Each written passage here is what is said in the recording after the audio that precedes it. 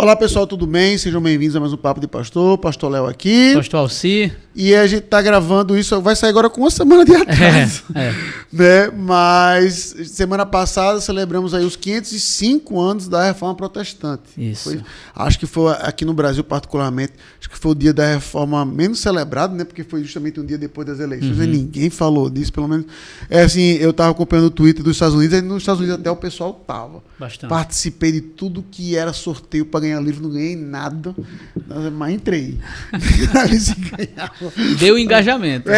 Entrei, mas não ganhei nada. Né? E aqui no Brasil eu não vi tanto. Não, também não. Tá certo? Não vou nem dizer que teve, que não teve, mas teve pouco. E a nossa ideia hoje não é nem falar um pouco da importância da reforma, tudo, mas é um pouco mais pessoal, como é que tu conheceu a fé reformada mesmo, de fato, né? Como a gente conheceu e quais são as obras e teólogos da reforma que a gente até hoje admira e recomenda. Alci. Bem, eu não venho de uma tradição cristã, evangélica, que dava, pelo menos no passado, enquanto eu conhecia o evangelho, a devida ênfase no dia da reforma protestante, na teologia reformada, etc. Eu, para bem da verdade, vim conhecer teologia reformada e, consequentemente, assim, de fato, celebrar a reforma, o dia da reforma, a partir do seminário, 2004 para cá, então. Antes disso, não. A igreja, que eu fui para IPB em 98, mas eu vim falar de reforma protestante aqui em 2004, 2005, entendeu? Para você ter ideia, eu ainda tenho lá em casa um livro do ensino médio que tem lá a Reforma Protestante, dia 31, ou seja, eu estudei, obviamente, isso, a gente estuda isso no ensino médio, mas eu não lembrava. Eu vim lembrar, de fato, em 2004, 2005, no seminário. Então, é a época em que, de fato, eu começo a ter apreço pela data, enfim, a gente lá em casa celebra, de fato, a gente faz questão de enfatizar isso para as crianças, ter o nosso momento ali no dia 31, um dia antes ou um dia depois, mas sempre nesse contexto de falar de Lutero, de falar de Calvino, de falar da teologia reformada. Enfim, então é algo para mim que eu posso dizer que é recente, né? De 2004, 2005 para cá. Deixa eu só contextualizar uma coisa que tu falou, assim, para não escandalizar os ouvintes aí. Isso não quer dizer que a IPB não era reformada antes. Não. Tá. Tem a ver com a questão circunstancial da minha vida. Não, e aí eu vou tentar fazer um rápido histórico aqui. No meu caso, eu posso falar de dentro. Ou seja, eu sou neto de pastor presbiteriano, filho de presbítero, sempre cresci na igreja presbiteriana. Tá?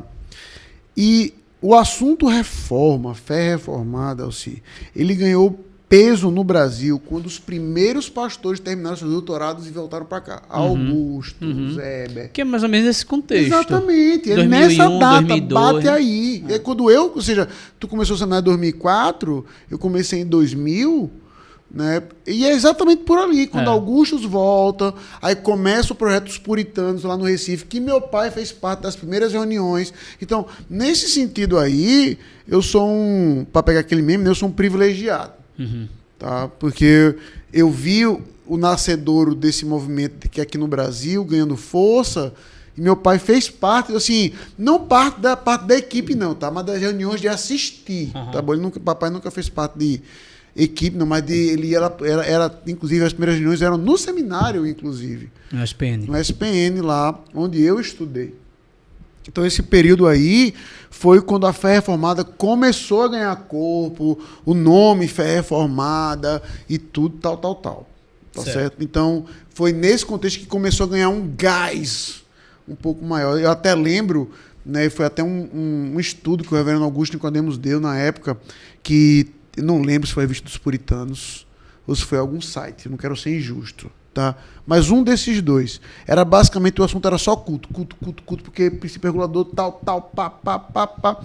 Aí até o Augusto falou assim: rapaz, tem tanta coisa na fé reformada pra gente estar enfatizando, que não apenas isso, pra gente estar conhecendo, sabe?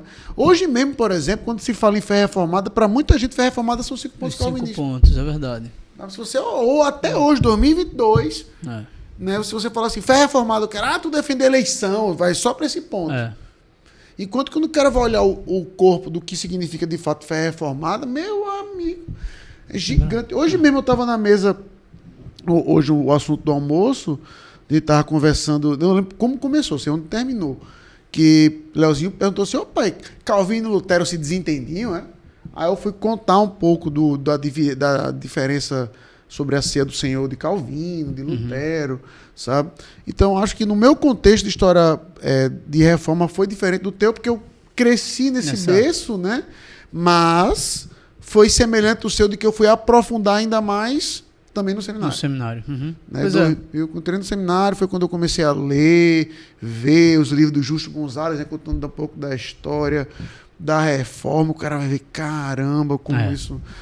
As biografias, o cara começa a ler uma biografia de Calvino, né, do pensamento desses caras, é que o cara percebe a amplitude e o impacto desse pensamento. Exatamente, né? Porque no ensino médio era só, Calvino era basicamente o pai do capitalismo e Lutero era um inconformado com a Igreja Católica. E eles põem muita ênfase não no aspecto religioso, mas no político da coisa. Quase, né? No ensino médio, a reforma é um movimento estritamente político. Isso mesmo. Sabe? Então, o nosso contato com isso, e hoje, e o que é interessante para mim, é que muitos jovens hoje, e eu estou generalizando para muitas pessoas, não estou culpando o jovem não, conhecem a fé reformada já nessa ponta, às vezes até, eu não gosto de chamar de radical, mas exatamente nesses assuntos que são assim, a ponta e não o corpo todo. Sabe? Já cai direto assim, não pode mais de Cristo. E entenda, eu concordo com tudo isso aqui. Eu só estou mostrando que, por muitas vezes, isso aqui é a ponta de um pensamento que é muito maior. Eu estou relendo as Institutas, Alci, e é fantástico você perceber, por exemplo, e Calvino segue o que basicamente hoje todo o sistema que faz. Qual é o primeiro assunto das Institutas? Meu amigo, toda a sua vida é uma resposta como você conhece a Deus. Conhecimento de Deus, isso mesmo. Como você conhece a Deus. Toda a sua vida é uma resposta disso. Sabe? Então, ele só vai abordar eleição, esse tipo de coisa, lá no livro 3. O cara fala, rapaz, eu quero ler as Institutas. Pronto, o cara só vai se deparar com eleição, esse tipo de coisa. Não é justo dizer que é a metade, porque o livro 1 e 2 são mais finos. Mas se o cara for contar o livro 1, 2, 3, 4... Só no livro 3 livro. O cara vai encontrar. Para quem quiser, inclusive, eu não sei se tu tens, eu tenho no meu drive até uma... Como é que chama? Para ler as Institutas o ano todo. Um plano de leitura das Institutas. Quem quiser. É mesmo? E todo dia a pessoa faz um xizinho, lê uma parte. E lê o ano todo as Institutas. O problema de ler as Institutas é porque... Não é um livrozinho denso de ler. É verdade. Tu já leu aquela edição da Unesp? Não. É o que eu tenho. É a que tu gostou. Eu nunca li. Eu tô lendo ela. Vai bem, mas não é assim. Também... Para um cara que não é um leitor convencional. Ou seja, pastor, eu não sou um leitor, só leio a Bíblia, quero ler as Institutas. Me parece que está saindo uma nova tradução da cultura. Tá. E o pessoal tem dito que é uma leitura um pouco mais facilitada. Entendeu? Eu não sei se eu tenho coragem de comprar uma terceira Instituta. Porque as minhas Institutas, vou confessar o meu pecado. As minhas Institutas foi a da Felire. Tu ainda pegou a Felire? Eu tenho a da Felire. Pois é. A minha era da Felire, que era em espanhol. Foi a primeira vez que você leu em espanhol? Foi mesmo? Foi. Não, eu já li a da cultura. Eu já li em espanhol a da Felire, meu irmão. Aí eu fui comprar essa. Foi no... Ainda digo quando. Foi no Amazon Day, Prime Day do Amazon. Tava uma promoção gigante aí. Que ela vem em 2 volumes, exato, né? Eu tenho também. Aí rolou um clima, aí eu comprei as Institutas. Então, assim, esse foi assim que a gente conheceu a reforma. Hoje, Alci, se uma pessoa chegar assim e disser assim, pastor, eu queria conhecer um pouco mais da reforma protestante, o que você indicaria? Da reforma protestante? Cara, tem aqueles... São muitos livros, mas é uma leiturazinha assim agradável, realmente agradável, que vai focar nas biografias. E eu estou citando elas até porque eu trabalhei recentemente com as crianças. Sim, então, e você escreveu um e-book sobre isso. Isso, são a série da Editora Fiel, dos vários reformadores, sim, porque vai focar de fato na biografia daquele indivíduo, mas eles vão contextualizar o cidadão na sua linha histórica, né? É um livro muito bom, de leitura fácil demais para um membro ler, né? Mas, para mim, os 2 primeiros livros que eu tive contato com o tema, culpado Tiagão Bahia, foi Santos no Mundo, porque vai Sim, focar nos puritanos. E eu não sei o título. Tu leu primeiro Gigantes de Deus ou Santos no Mundo? Santos no Mundo. Eu li primeiro Gigantes do Packer. Que parece me ser uma leitura melhor, né? O que é que tu assim, acha? eu acho que são diferentes um pouco no escopo. Pronto. Hoje, pra mim, tem uma obra que faz um pouco melhor os dois, que é a do Joel Bick, Vivendo pra Glória de Deus. Sim, certo. Pronto, na minha opinião. Pronto. Pra mim, eu indicaria hoje ele, para os caras que quiserem ver um pouco do pensamento.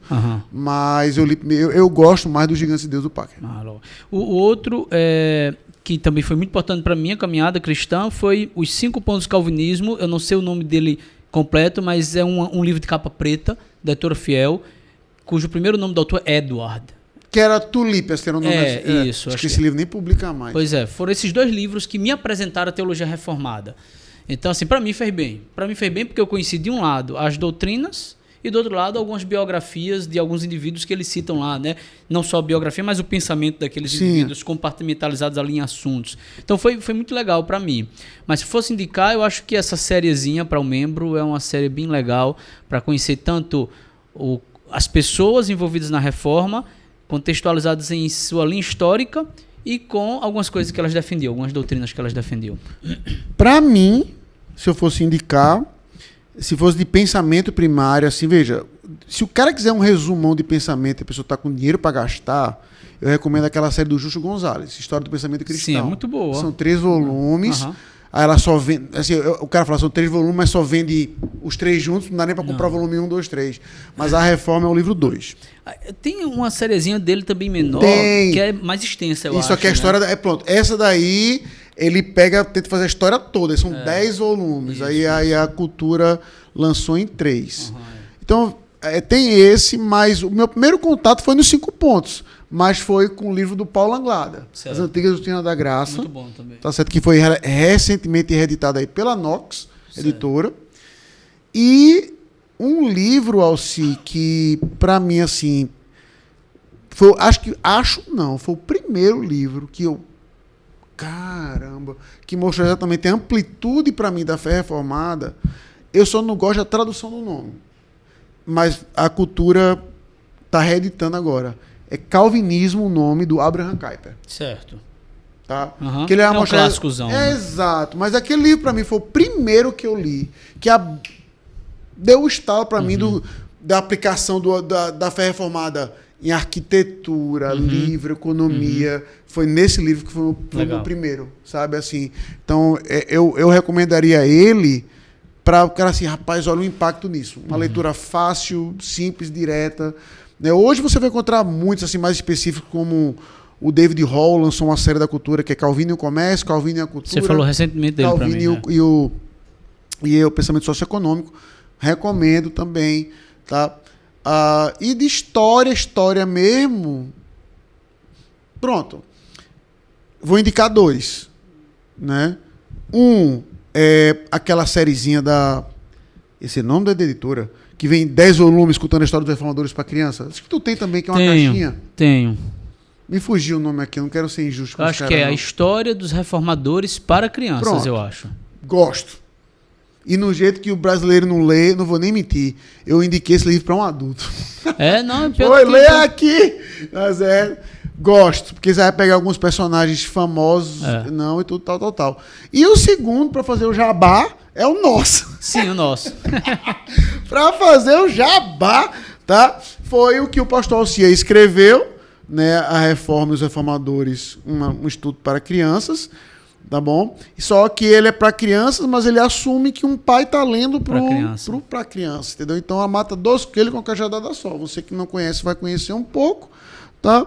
E seu filho também, né? A vantagem desse em todos os outros é porque é gratuito, você acessa lá o site do site da Jockey, né? ipjockey.com.br, e vai estar lá o livro gratuito para você baixar. Teve um cara que perguntou quanto é o livro, era para eu ter dito, né? Disse, rapaz, não, meu irmão, vá para o site, baixe, seja feliz, tá bom? Teve irmão que imprimiu o livro. O que eu encontrei aqui A História dos Reformadores para as Crianças é de Júlia. É uma mulher, é uma mulher. São 10 volumezinhos. Qual é a editora? Pois é, eu tô procurando a editora aqui. Eu fiz o pré-ordem. Na verdade, eu fiz o Kickstarter, ou foi o pré-ordem. Quando a mulher anunciou esse Editora Letras. É isso mesmo. Pronto. Eu fiz o pré-ordem disso aí. Caramba, chamar vocês ali com o Leozinho. Tanto é que essa obra tá no quarto dele. Esses 10 não estão nem na minha biblioteca, tá lá no quarto dele. Sabe? E é legal que são livros pequenininhos Bem e a letra grande, né? A isso. letra usando acho que fonte 14, fonte 15 ali. Você lê numa sentada. Rapidão, entendeu? rapidão. Você lê numa sentada. Então, isso aqui são apenas sugestões. Você vai encontrar. Minha última sugestão. Se você digitar assim, História da Reforma Alderi, né? Alderi Matos é o historiador oficial da IPB. Ele tem um artigo que eu acho que faz um bom sumário da Reforma Protestante. Deve estar no site da Mackenzie, Deve estar do no site, Janta. acho que está até no site da IPB mesmo, sabe? Certo. Se você digitar História da Reforma, Alderi, deve ser a primeira busca aí no Google, tá? Eu vou ter ali um artigo simples e bem compreensível da Reforma Protestante, tá? Minha última pergunta, assim, para a gente encerrar é... E aí eu sei que só se dar um outro podcast, mas de forma sucinta, o que ainda vale a pena celebrar na Reforma hoje? Eu sei que são muitas coisas, mas se a gente fosse pontuar só uma coisa, por que a necessidade de manter a memória a Reforma Protestante hoje? Eu vou fazer semelhante que o pessoal faz na virada de ano, né? Nova vida, novos planos, etc. Bem, eu geralmente uso dia 31 de outubro para, de fato, não só para mim, eu geralmente faço isso com o Rafa e com as crianças também.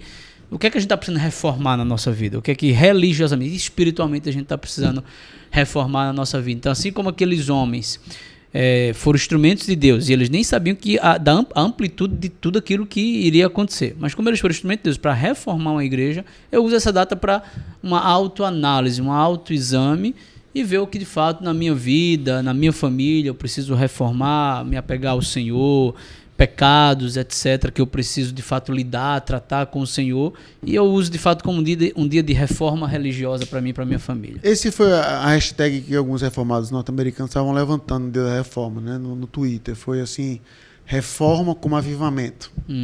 Legal. Sabe? Reforma como avivamento. Assim, a minha resposta vai no mesmo rumo que a tua. Só a única diferença, mas assim, foi como eu preguei domingo, sabe? Eu olho para esses caras como, para pegar o mesmo exemplo que eu dei aqui, como um Davi, né, como um Paulo, como um Pedro, como pessoas que a gente talvez não consiga imitar, mas eles tiveram suporte, entendeu? Tiveram esses os seus valentes de Davi ali, né, que foi o texto que eu preguei aqui em Samuel, 2 Samuel 23, e eu posso ser um desses caras aqui. Se me permite aí um comentário ao teu sermão, uma frase que eu guardei para mim, eu nem sei se você disse ela literalmente, mas foi um desdobramento então do teu sermão, e que lá em casa eu conversei muito com meus filhos e com o Rafa sobre isso, pelo Rei vale tudo, né? Pelo Senhor Jesus Cristo a gente deve lutar o que for necessário. Nem que seja para pegar um copo d'água. Nem que seja para pegar um copo d'água, exatamente.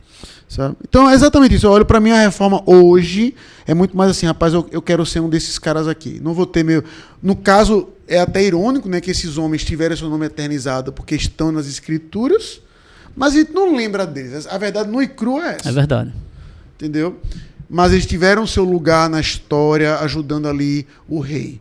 Tá? Então, minha ideia não é ajudar Calvino, é óbvio que é ajudar o rei Jesus Cristo, tá? Mas eu sei que eu não vou ter uma fama como esses caras, uma relevância como esses caras, mas eu posso ter o espírito desses caras hoje, porque é o mesmo Deus, o mesmo Senhor, no mesmo contexto de pecado, para servir o meu rei que vale tudo, entendeu? Então, assim, para mim a reforma hoje é muito mais esse aspecto. O que não tem, o que fica claro para a gente, que espero que fique a lição para você também, que a reforma não é, como era grande. Sim. Eu acho que vale a pena isso também, né? Mas nem eles queriam ser conhecidos por isso, né? Tem um texto de Lutero, que eu estava lendo também no dia da reforma, eu esqueci de tirar o print para citar aqui, mas eu não estou sendo literal, mas vale a ideia. Que foi alguém perguntou assim, Lutero, como é que você se sente depois de tudo que você fez? Aí disse que aquele jeitão mais desbocado do Lutero, sentado na mesa com uma cerveja, disse assim, rapaz, eu não fiz nada. A palavra fez tudo. Muito bom. Eu não fiz nada, não. Desse jeito, eu não fiz nada. A palavra foi que fez tudo. Sabe? Então, assim, Para mim, o ponto hoje não é dizer, como era grande, mas beleza, como era grande e como é que a gente está lutando nisso aqui, sabe? Então, Deus nos abençoe nisso, que próximo ano a gente tenha um dia da reforma mais alegre, mais festivo, e que Deus nos ajude a termos uma igreja reformada sempre se reformando. Tá bom? Então, pessoal, deixe aí seu comentário, sua sugestão. Até a próxima sexta, se Deus assim quiser. Valeu, pessoal. Valeu, pessoal.